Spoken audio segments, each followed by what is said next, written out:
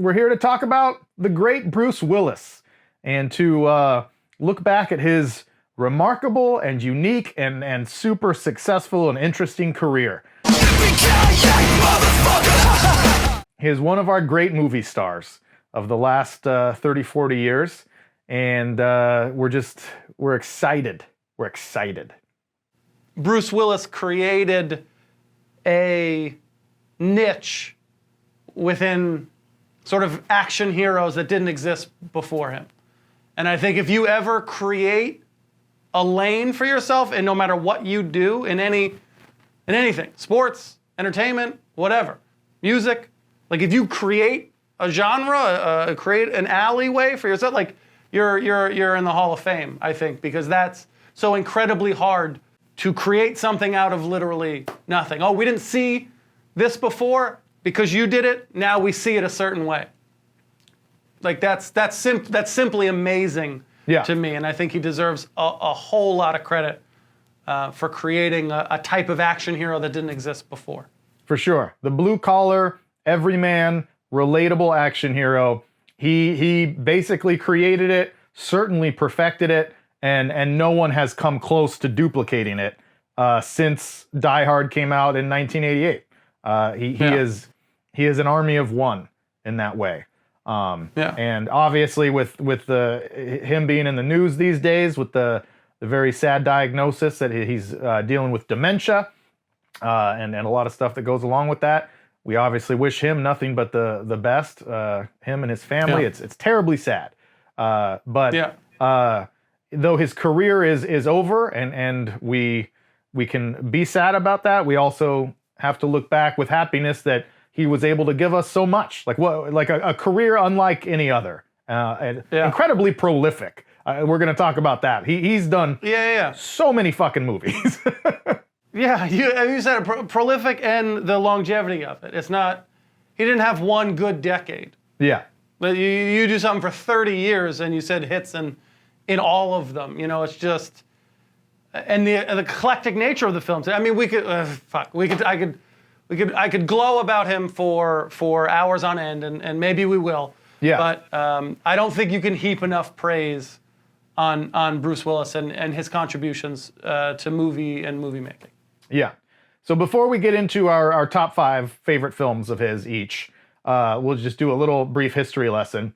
And so he started acting in the early 80s. His first big role was on TV in the show Moonlighting. Often overlooked. I'm a comedy guy, so I know him. I look for him for some comedy. He does comedy really well. And I think Moonlighting, obviously, one of his more notable, funny roles that he was in.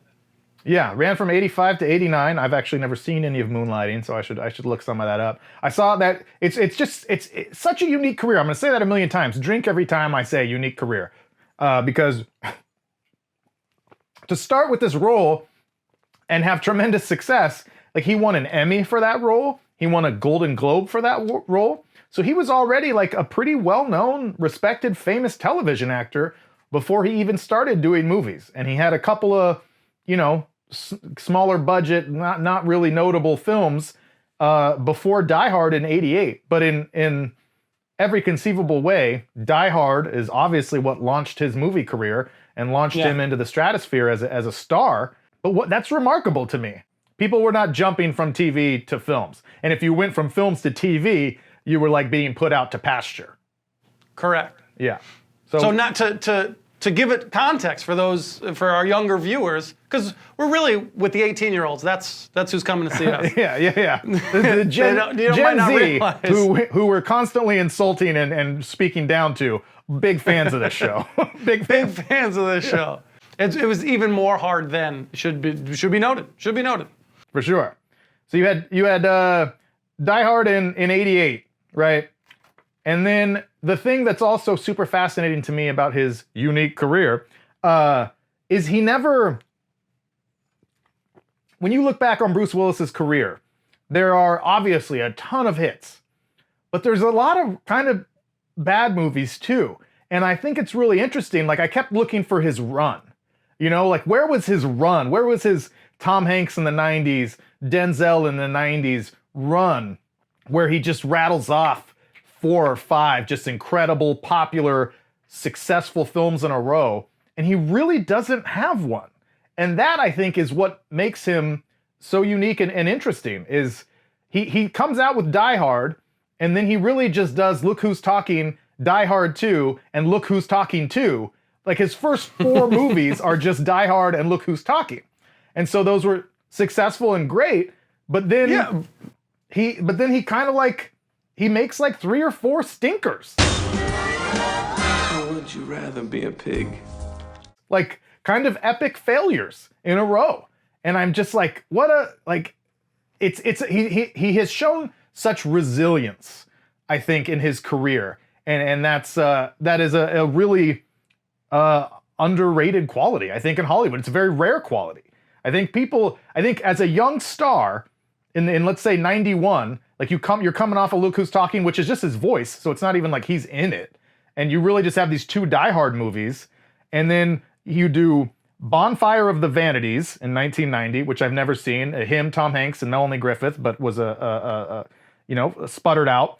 Did a film called Mortal Thoughts. Did Hudson Hawk in 91, which is a famous flop. And then he has The Last Boy Scout in 91, which kind of raises his stock a little bit. He has Death Becomes Her in 92. And then he's got Striking Distance in 93, Color of Night in 94. Like, these are like not well-received films. These are like largely forgotten, panned films. And then Pulp Fiction in 94. But then North in 94, back down. The next Die Hard in 95, 12 Monkeys 95, Last Man Standing 96. Like, he's really roller coastery, like peaks and valleys in terms of the successes of his films. And I can't think of a leading man in recent history that has so many of both, you know? But his highs are so high that it floats his flops. And not every film is going to be great. You do Die Hard, and you do Pulp Fiction, and you do Look Who's Talking. You do 2 Die Hards, 3 Die Hards in the 90s, or I guess 2 of them were in the 90s, 1 was in the, but like from your, your first 5 to 10 years, and you're naming 4 or 5 like classic movies. Well, that's a career. Yeah, you know what I'm saying? Like, that's an entire career.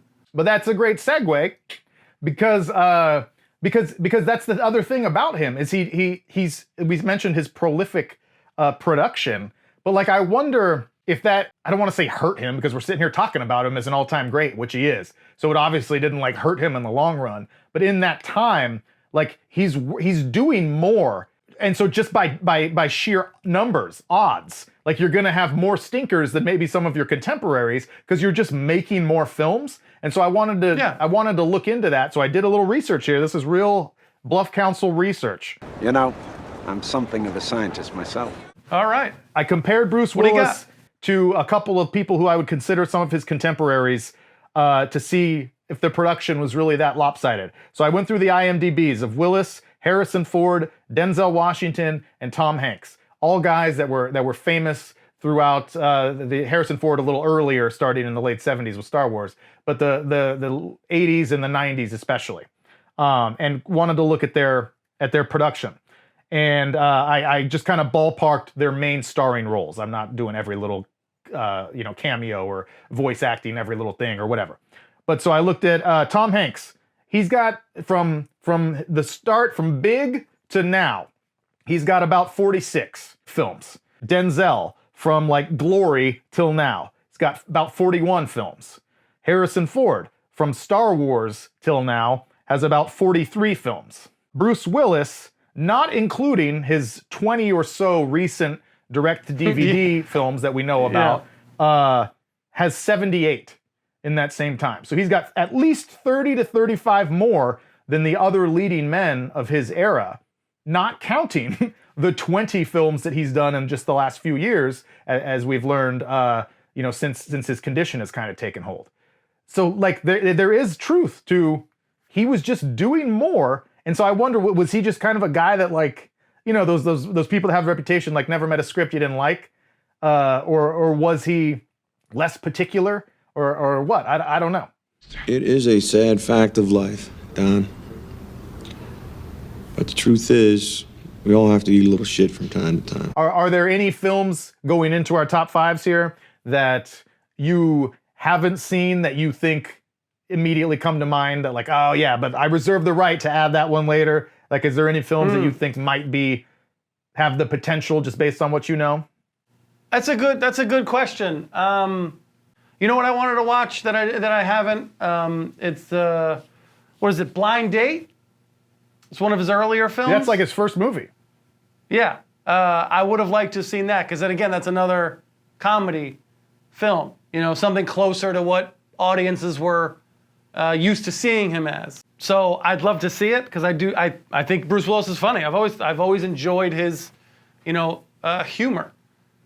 So I'd reserve. That's one of the films that I didn't get to, and I would have wanted to. I think that is an incredible Keith Macri answer. Like, are there any that you think might be on your top 5 favorites, and you go to Blind Date, like his first film ever, like this little comedy he made? That's awesome. Yeah.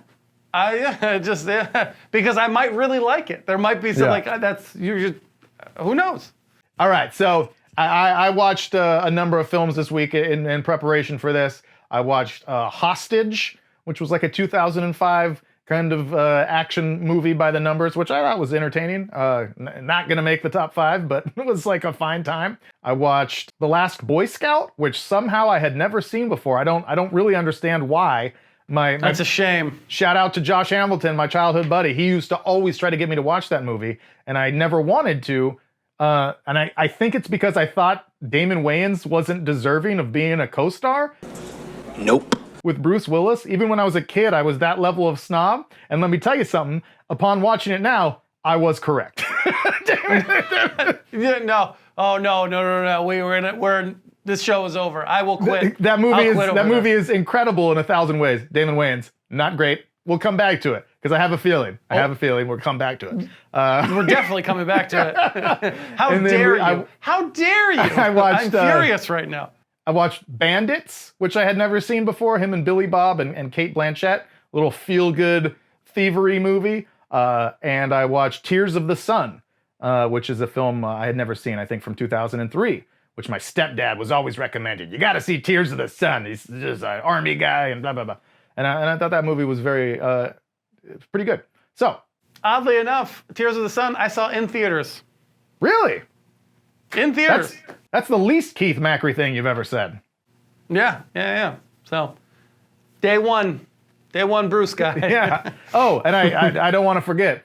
In all my research here and reading about Bruce Willis, I was reading about the film Color of Night, which came out in the early 90s and was one of his sort of like panned flops. It's like a sexual thriller. And how it popped up in the little blurb I saw was the sex scene in that film with Bruce Willis and the actress Jane March was like rated #1 of all time in Maxim's like best sex scenes ever or something, which is a very a Maxim thing. So I paid the $2.99 to rent it on Amazon and just fast forwarded through. I watched the first 10 minutes and saw like this really cartoonish death. And I was like, oh my God, this movie looks bananas. And then fast forwarded it to the sex scene where I was quite shocked to see Bruce Willis's semi-erect penis. It was a little how do you do? It is quite the scene. Worth the $3 on Amazon. Worth the $3. Interesting. All right. Well. Kids, get your parents' permission first before using their credit card. I think he's tried to watch some illegal channels here. Illegal channels? All right, let's get into it, Keith. No more beating around the bush like Bruce Willis in Color of Night. What do you got? You want to go first with your number 5, or you want me to? I always like to say the films that I almost put in because I think about these things. This weighed on me. Yeah, I had quite a conundrum for my number 5 spot. So I'm glad you brought it up. In very Keith Macri form, I really wanted to find a way to put Look Who's Talking in my top 5. I really did. Because I enjoy that movie. I've always liked the movie. I liked it when I saw it when I was obviously younger. And I just think it's really interesting. I think his voice performance is great as like a little curious kid. I think his inflection is great in the film. I think he really is a good driving force to that film. I think if they had a different voice actor, it wouldn't be nearly as good. Now that's entertainment. So I give him a lot of credit for that film's success and then had a sequel to it. I think it had a couple sequels. Yeah, look who's I might talking wanna say now. that.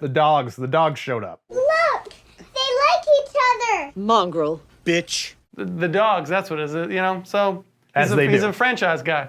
So it didn't make it, unfortunately. I couldn't find room for it. So that didn't make the cut. What about you? I'll just use this as a nice segue into my my number 5 because I really struggled. Like when we talked about doing this and making our top 5 favorite Bruce Willis films, I was confident in the first 2, my top 2. And then I thought about it for half a second and I was very confident in my top 3. And the 4 and 5, I wasn't sure where I would go. 4, I eventually settled on, but 5, I was like, I've been rotating up until really this moment. And I wanted to pick something besides what I picked because I have to be true to myself. And I don't want you guys to, I'm going to lose all credibility. I'm going to lose all credibility with my number 5. So I want to apologize. The one movie that I asked you about reserving the right to change my mind later, the one movie that I haven't seen, shamefully, that I need to see that could be on this list eventually is 12 Monkeys. I haven't gotten to see 12 Monkeys yet. And that looks like my type of movie. So I reserve the right. And again, this is a personal preference. This is not what we think is the best. Yeah, correct. Because number 5, I don't think is better than a lot of his other movies. It's just one that impacted me the most as a 14-year-old boy in 1998. Oh! Acid. I wanted to put The Last Boy Scout here. I wanted to put Tears of the Sun here, but I am putting Armageddon. At number 5, it's Armageddon, baby. No, that's great. Armageddon, I'm surprised isn't higher on your list because of how much in our previous episode you were glowing about it. Number 1, And I wasn't I think- glowing about it. We both didn't even realize who picked it for the past episode.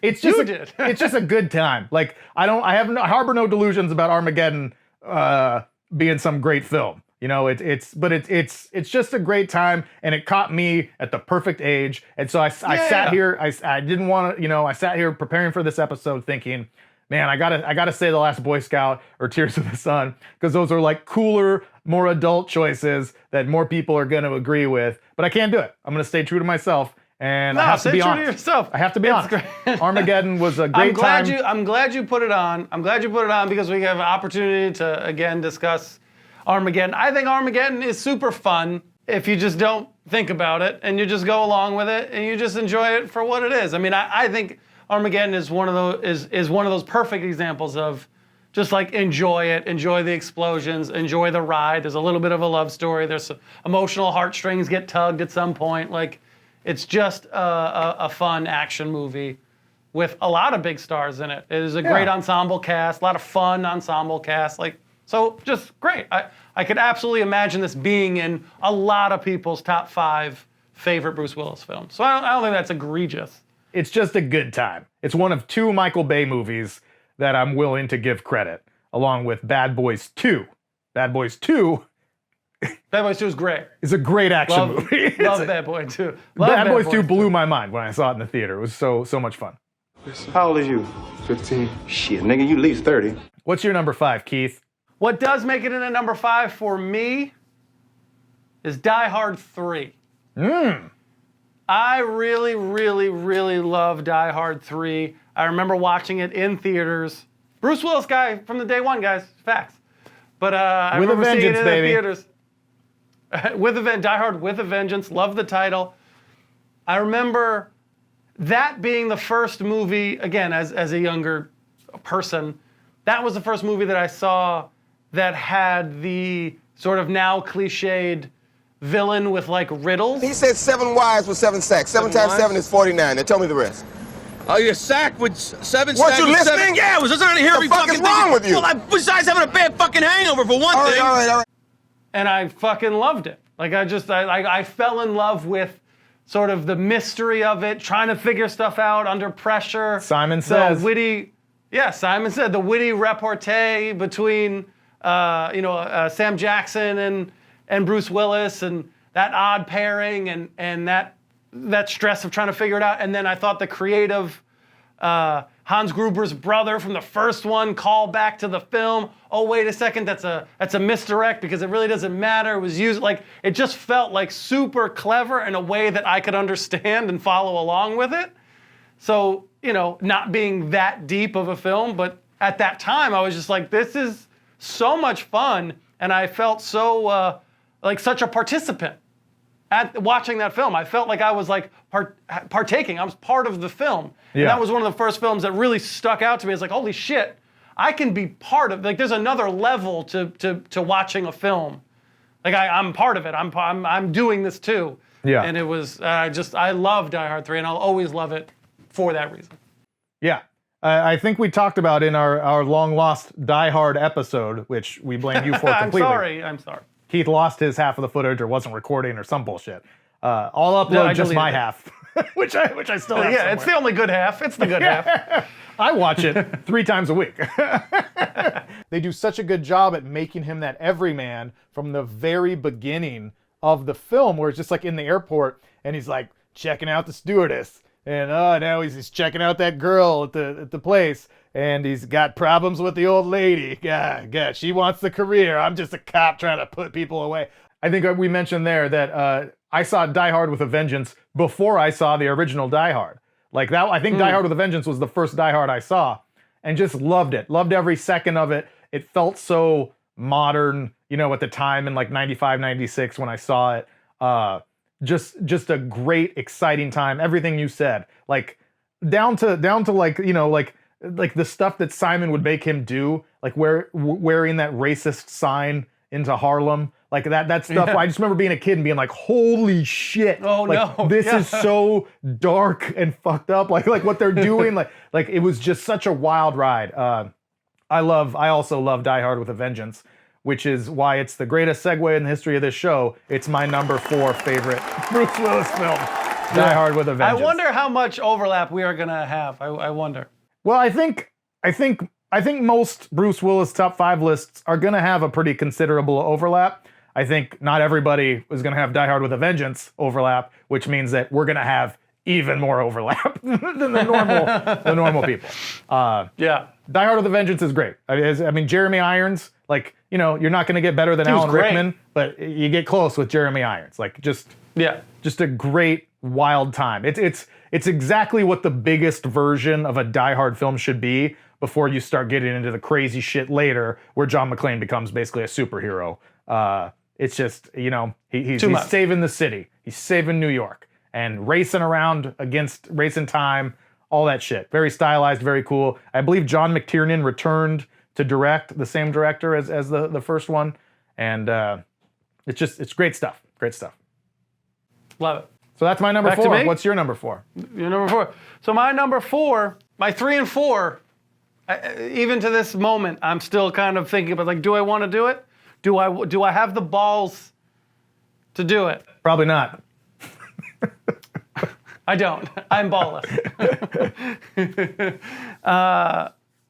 I am gonna do it. I'm gonna do it. I'm not gonna do it. I'm not gonna do it. I'm flipping them. I'm flipping them right now. I don't have the balls to do it. So my number 4 is Looper. So I think Looper. That's one of the movies that I watched recently. I've heard about it. We've done some stuff on Rian Johnson recently. You're a big Rian Johnson guy, famously. I'm a big Rian Johnson guy, so I wanted to check it out. And I know it has like a cult following, so I thought, I'm like, there's a good chance I'm gonna like it. And I did. I did like it. And then classic Rian Johnson form, like, don't think about it. Like, don't think about it. But if I thought it was a really interesting film. I think it's kind of maybe how you feel about this, the Fifth Element. Like, I think it's creative. I think it's an interesting story. I think it's a fun ride to kind of go on. I think it's a really interesting movie because I don't think there's an antagonist in this film. And I think that's just interesting. Like, I don't think there's a bad guy in the film. Just there's a lot of different layers of conflict, a lot of different avenues that the film sort of branches off into and just explores. It's a really fun just story. Like, if someone was just telling you this story, I think that's the best way to explain that. It's just like someone's telling you, and then this happened, and this happened, in like a really fun, creative way. So it's interesting. So I had a really good time with it. Is it perfect? No. Is there a lot of holes I want to poke in it? Of course. But if you don't think too hard about it, it's a fun movie. Nice. Yeah. I've only seen Looper one time, and I think I saw it in the theater, and I liked it. I remember liking it a lot, and it's one that I wanted to rewatch prior to this episode because I did think like, oh yeah, that's gonna be reasonably high. Like it was a solid movie. It was just a really didn't, by my recollection, never fucked up too bad. Which is that's saying a lot. It sounds like I'm trying to saying a lot. It's great. Yeah, no, it's just like it was a good, solid, enjoyable, entertaining, interesting movie, and that's cool. So I think that's a cool choice. That's my number 4. No hate. I enjoyed it. All right, number Thank you. 3, baby. My number 3. You know it, you love it. The Fifth Element. We recently discussed. A joke. We recently discussed, so we don't have to rehash. Go check out our episode on The Fifth Element. Go check out the episode. Keith hates it because he hates joy and style. But The Fifth Element, just in a nutshell, just a great time. I think it's remarkably unique and original, and just like such a fun, creative worlds that were built. And I think Bruce Willis is just fantastic in it. Just playing, his another version of John McClane, but just that's his wheelhouse. And you have great supporting characters and supporting performances that really just make that movie endlessly rewatchable to me. I love The Fifth Element. Chris Tucker's great, so I'll allow it. Chris Tucker's great in this film. That's the one I piece will of allow praise it. Keith will give it. Hey, you enjoy your films. I enjoy my films. The two shall never meet. Well, speaking of, I'm interested in what's going to be. This next one is obvious, in my opinion. My number 3 movie of Bruce Willis of all time is The Sixth Sense. The Sixth Sense, well, I talked about it earlier, like genre-defining films. Like it was The Sixth Sense, to me, felt like the biggest deal possible. Another movie I saw in theaters. I've seen most. That's crazy to me. As I jog my memory, like I see a lot of Bruce Willis movies in theaters. But another movie I saw in theaters, and I remember the hype. I remember like how palpable it was. This ending, this moment in cinema that Bruce Willis was dead the whole time. Sorry, spoiler alert. I'm so sorry. What? You son of But a I bitch. just like that being. It's so culturally relevant, I think, even today. Like, it was such a moment in film, and it made M. Night Shyamalan's career. It made a career how good that movie played when it first came out, and how it just audience raves about it, and just like people fell in love with it. And I loved it too. I really did.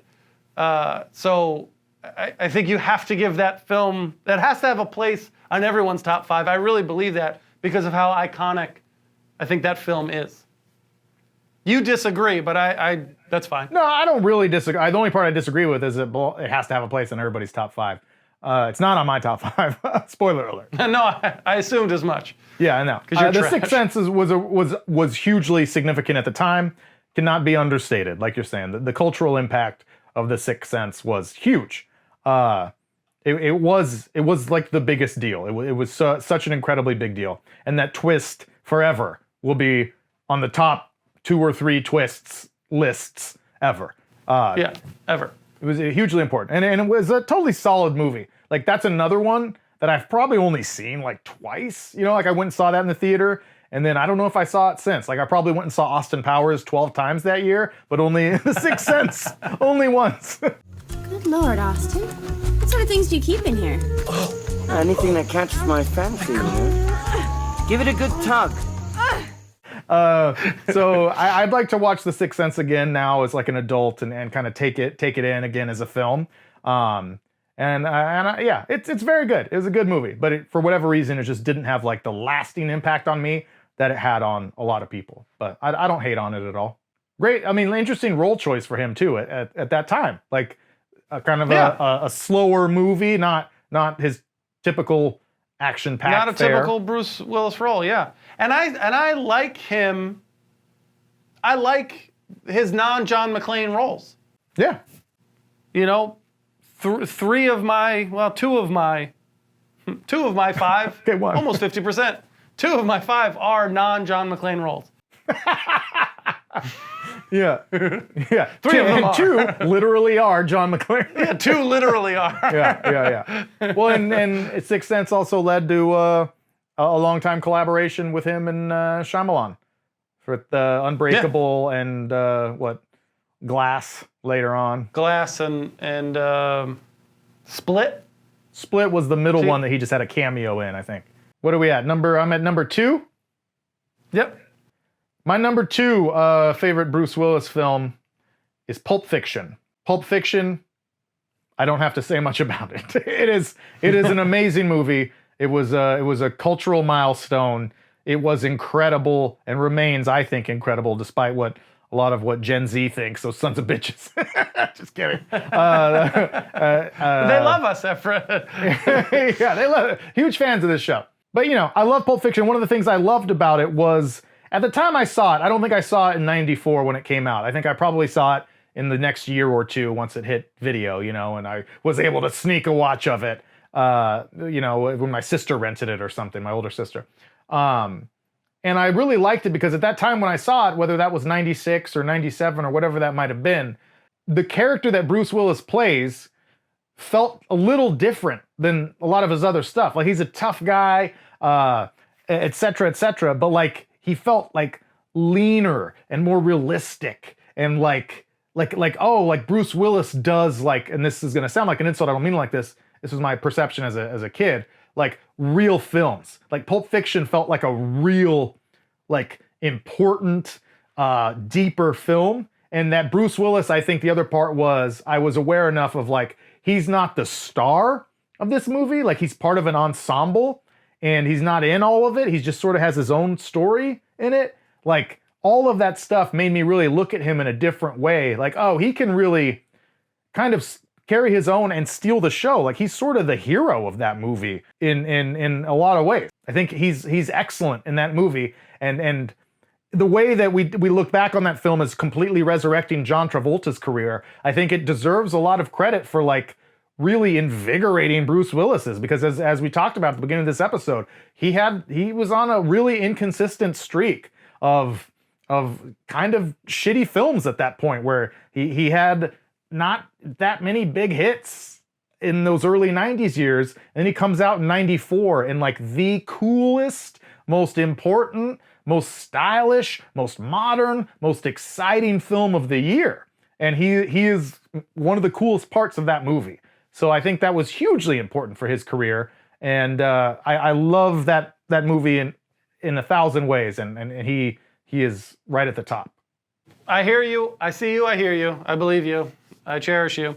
So I agree. This is a movie that I wish I had the chance to see again more recently. I've seen it once before, but only once, and a long time ago. So it's hard for me to speak on it too intelligently, but that hasn't stopped me before.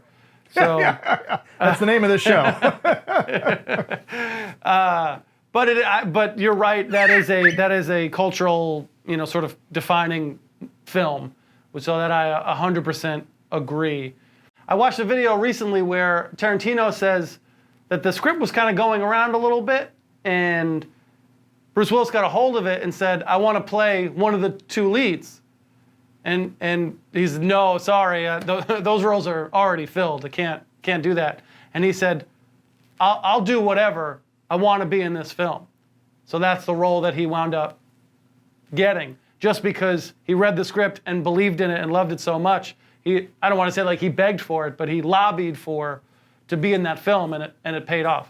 Yeah, and it worked out perfectly. Like, I couldn't see anybody else in that role that he plays. Like, he's just perfect. Zed's dead, baby. Zed's dead.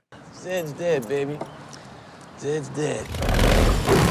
Like, just a great time. Great time. So moving now, on? assuming that that's not your number 2, I'm very interested.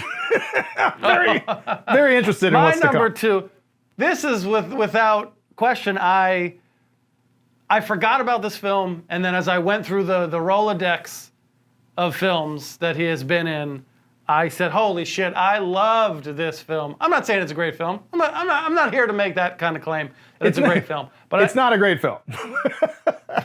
I'm not here to make that claim. Shut up, Everett.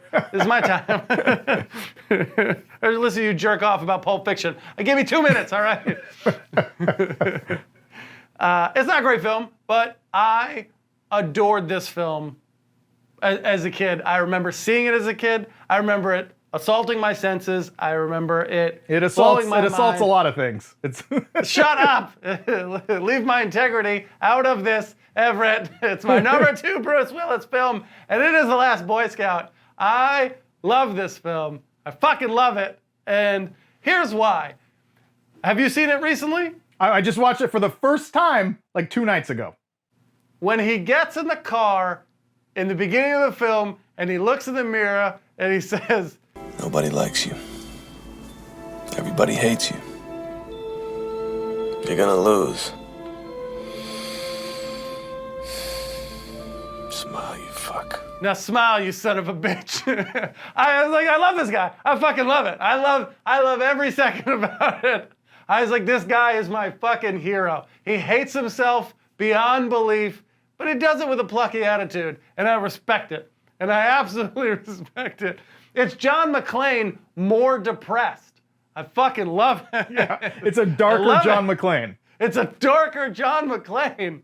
And it's about gambling. It's about gambling on football and trying to legalize gambling. I've been gambling since I was a young boy. I loved it. I loved it. Halle Berry's a stripper. Come on, Everett. Sign me up. What is not to like? What is not to like about this film? Damon Wayans is in it, and I love me some Damon Wayans. You don't like him, but fuck you. This movie's great. You should go watch it. It's such a fun time. Such a fun time. I'm suing you for libel because everything you just said is inaccurate. I'll tell you this. I just watched it for the first time, and I also loved it. It is incredible. It is an incredible film of the likes of which we will never see again. What? Yes.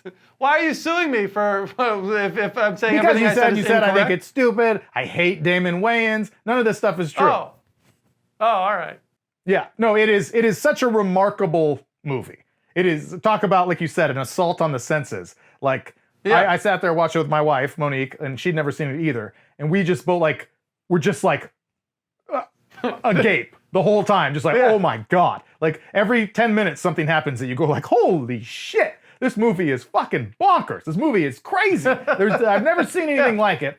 And the best part of it, I think by far, is Bruce Willis. And his a lot of the great. writing that his character has, credit to Shane Black for that really, just fucking hilarious. Like those lines like, Water's wet, the sky's blue, women have secrets. Who gives a fuck? it's a little problematic, but very, very funny and very, He's not very wrong. entertaining. Oh, you real cool for a guy about to take a bullet. After fucking your wife, I'll take two. I mean, it's just crazy. Like it is just one of the craziest movies I've ever seen. But I can't tell you how much I enjoyed it. I wish I had taken my buddy Josh Hamilton up on it and watched it when I was 13, because it probably you would've would loved be it. one of my favorite movies. But I maintain that Damon Wayans, while I like him, is not. This movie asks him to do things that he is not capable of doing as an actor. What is it? What? I'm not saying Damon Wayans is the greatest actor of all time. I'm not that foolish. But I really love him on screen. I just love his personality.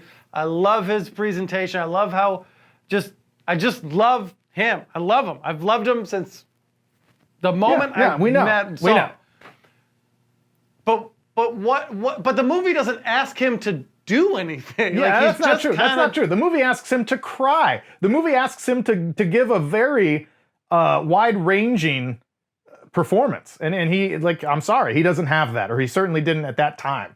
You don't believe in love. Yeah, I believe in love. I believe in cancer. What, they're both diseases? Like, he gets a little better as it goes, but you will go back and watch those early scenes a few more times. Like, all of his lines are delivered very wooden. I don't know who the fuck you are, or what's going on, but Corey's my girl. You know, they're just very bad, where you're like, oh, Jesus, Damon Wayans is funny. He's a funny guy. I love Damon Wayans, but he does not have the chops to carry that kind of film. I think. And I don't even think like he's consistently super funny. I wish there was a little more from that character. I'm not saying he's terrible throughout, but if I had to say like, what would I change about that movie to make it better? I'd put somebody else in there. I'd put somebody else in there. I hate you. You don't deserve this movie. I'm sorry. I just all of a sudden remembered that The Last Boy Scout starts with a wide receiver doing a bunch of drugs and then pulling out a fucking handgun on the football field and blowing people's kneecaps off and then shooting himself in the head after saying, "Ain't life a bitch?" And, and just graphic. That movie credits. So crazy. Opening that movie credits. is so fucking It's the opening crazy. credits. The NFL today, if someone tried to make that movie, I know no one mentions the NFL, but it has actual NFL people, Lynn Shay and Dick Butkus. If anyone tried to make that movie today, God bless the early 90s, because the NFL would murder everyone involved in that production today and just be like, no. It's remarkable. Yeah. It's great. The movie's great. Everett, this is it. So we've reached our number one favorite Bruce Willis movie of all time. And like I'm sure everyone has foreseen, it is Red 2. Red 2. Both of our favorite films. Mine was The Kid. The Kid is mine. Yeah. Obviously, it's Die Hard. There's no other answer. I can't imagine. Like, I would love someone to make the case that A, Die Hard is not the best Bruce Willis movie of all time, and B, that it doesn't belong on the top 5. Like, I want to hear that person's rational argument just out of curiosity, because it's the easiest layup there is Die Hard is the best Bruce Willis movie, and the reason why is because it's the best action film of all time. Woo! Now we're getting somewhere.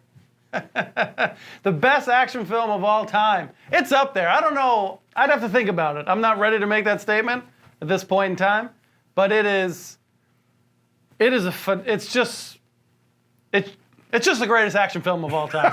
I've said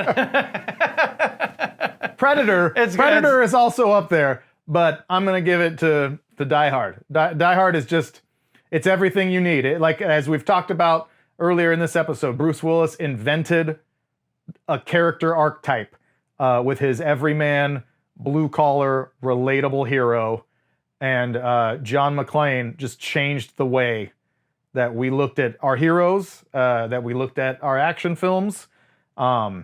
It's funny and serious and threatening and exciting and riveting. It's just balls to the wall awesomeness. He wasn't gonna win by brute strength. He was going to will it to happen. He was going to Bruce Willis to happen. Pun? Successfully achieved. That was the moment in time where that was sort of born. It's just that character was going to be resourceful and clever, witty, funny, but tough. The toughest son of a bitch you'd ever come across. Resilient. Like resiliency. It wasn't just about being the biggest, the strongest, the toughest. You could punch me as hard as you want. I'm getting back up. That's a completely different type of character. Someone who's gonna endure, persevere. Just wasn't the norm at that point in time. Yeah. And now it's commonplace. He did it, and he did it perfectly the first time out. It's not like he had a bunch of movies where it didn't work out and sort of felt his way through it. Yeah. I mean, this script was kicked around for a while. They went down those roads of trying to get that top-notch, buff action guy to do it. It didn't work out. Yeah, he was but like all things came together. 15th choice. They get the guy from Moonlighting. I guess everybody else has said no. Let's get that star of that comedy drama show. Yeah, it's crazy. Yeah, it's just simply amazing. It's just simply amazing, and I think you can continue to watch it. Like it's the rewatchability of that movie is, to me, very high. When it's on, I love to watch it. I'll catch it at any point. and I'll watch it, and I'll enjoy it every single time. Yeah, agreed. It's incredible. It doesn't get old. It's just like it's a remarkable film. It's a remarkable film. I do believe it's the best action movie of all time. Like it's just you can't top it. You can't top it. Yippee ki yay, motherfucker. So on to that end, we cheers you, Bruce Willis, and we thank you for the incredible career of work that you've given us. This incredible portfolio. So many memorable films that we haven't even touched on. Like just a great 100%. Great career. Like I just it'll be a tough one for almost anybody to top. It's really just it's fantastic. Yes, absolutely. Thank you for the greatest Christmas film ever made. Don't fucking draw me into this bullshit.